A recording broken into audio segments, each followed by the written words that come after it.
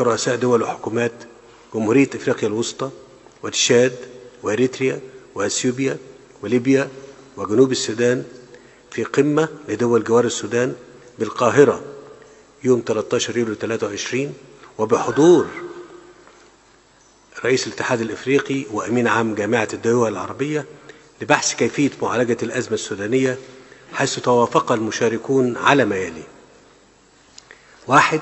الإعراب عن القلق العميق أزاء استمرار العمليات العسكرية والتدهور الحاد للوضع الأمني والإنساني في السودان، ومناشدة الأطراف المتحاربة على وقف التصعيد والالتزام بالوقف الفوري والمستدام لإطلاق النار لإنهاء الحرب وتجنب إزهاق أرواح المدنيين الأبرياء من أبناء الشعب السوداني وإتلاف الممتلكات. 2. التأكيد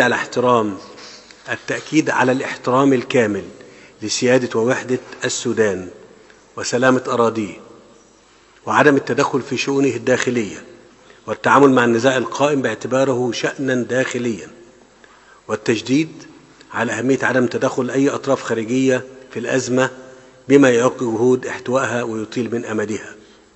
3.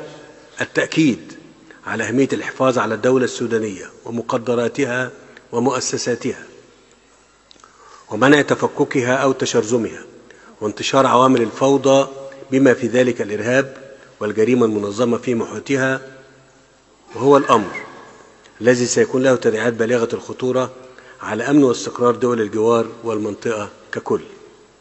4.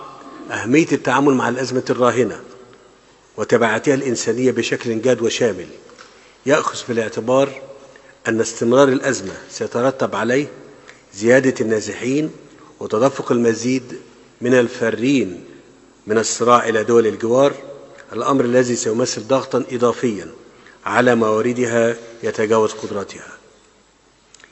قدرتها على الاستيعاب، وهو ما يقتضي ضرورة تحمل المجتمع الدولي والدول المانحة لمسؤولياتهما في تخصيص مبالغ مناسبة من التعهدات التي تم الإعلان عنها في المؤتمر الإغاثي لدول لدعم السودان، والذي عقد يوم 19 يونيو 2023 بحضور دول الجوار.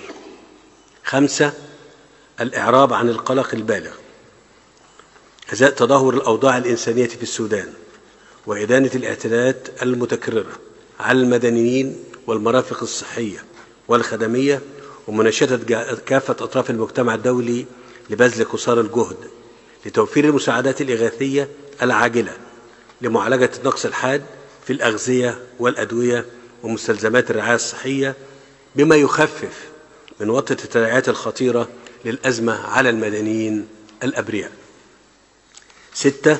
الاتفاق على تسهيل نفاذ المساعدات الإنسانية المقدمة للسودان عبر أراضي دول الجوار، وذلك بالتنسيق مع الوكالات والمنظمات الدولية المعنية، وتشجيع العبور الآمن للمساعدات لإيصالها للمناطق الأكثر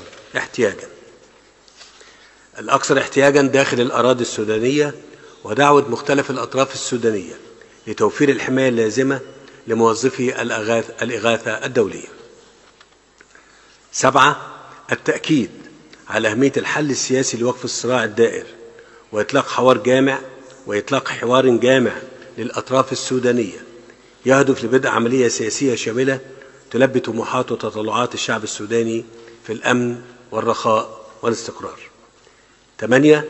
الاتفاق على تشكيل آلية وزارية بشأن الأزمة السودانية على مستوى وزراء خارجية دول الجوار، يكون اجتماعها الأول في دولة تشاد، وذلك لاتخاذ ما يلي: وضع خطة عمل تنفيذية تتضمن وضع حلول عملية وقابلة للتنفيذ لوقف الاقتتال والتوصل إلى حل شامل للأزمة السودانية عبر التواصل المباشر مع الأطراف السودانية المختلفة في تكاملها مع الآليات القائمة بما فيها الإيجاد والاتحاد الإفريقي.